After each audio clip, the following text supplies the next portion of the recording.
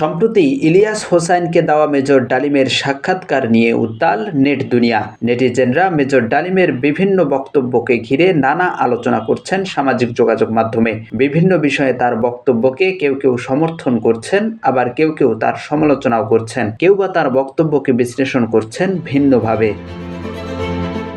Major ডালিমকে নিয়ে জনপ্রিয় social media influencer Pinaki Bhattacharya লেখেন, যতদিন জন্মাবে একজন জালিম ততদিন জাগবে মেজর ডালিম। আব্বাস উদ্দিন নয়ন নামে এক সাংবাদিক তার পোস্টে লেখেন, মহান মুক্তিযুদ্ধে ৩০ লাখ শহীদ হয়েছেন, এটা নিয়ে আমি সংশয় বা প্রশ্ন করতে চাই না। তবে আমি এই ৩০ লাখ শহীদের তালিকা চাই। আমার দেশের জন্য যেসব মানুষ প্রাণ উৎসর্গ করেছেন তাদের সঙ্গে পরিচয় হতে চাই। আর যারা মুক্তিযুদ্ধ ও শহীদদের সংখ্যা বেচ্চা খায় কিন্তু ৫৩ বছরেও তালিকা করে নাই, তাদের বিচার চাই। ইসরাফিল ফরাজি নামের আইডি থেকে ফেসবুক পোস্টে লেখা হয়, বিপ্লবীরা হেরে গেলে খুনি হয়, খুনিরা হয় বীর সন্তান। হাসিনার পতনের পর গতকাল মেজর ডালিম যদি জিয়ার বিরুদ্ধে কিছু না বলতেন, তাহলে তিনি বীর সন্তান হিসেবেই থাকতেন আওয়ামী লীগ ছাড়া সবার কাছে।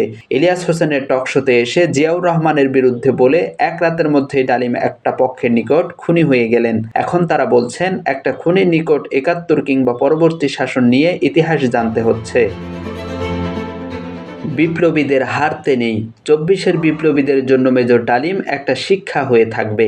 যেভাবে রাজনৈতিক স্বার্থে ২৪-এর বিপ্লবীদের নিয়ে নোংরা খেলায় মেতেছে কয়েকটি কথিত প্রগতিশীল ও কয়েকটি দল, তাতে করে মনে হচ্ছে তারা যে কোনো সময় বিপ্লবীদের খুনি রাজাকার বলে ঘোষণা দেবে।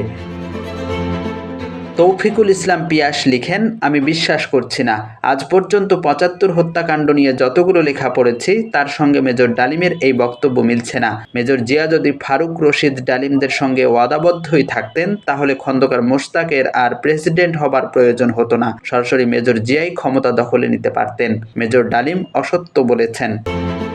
জাকির হোসাইন, বাণিজ্য প্রতিদিন।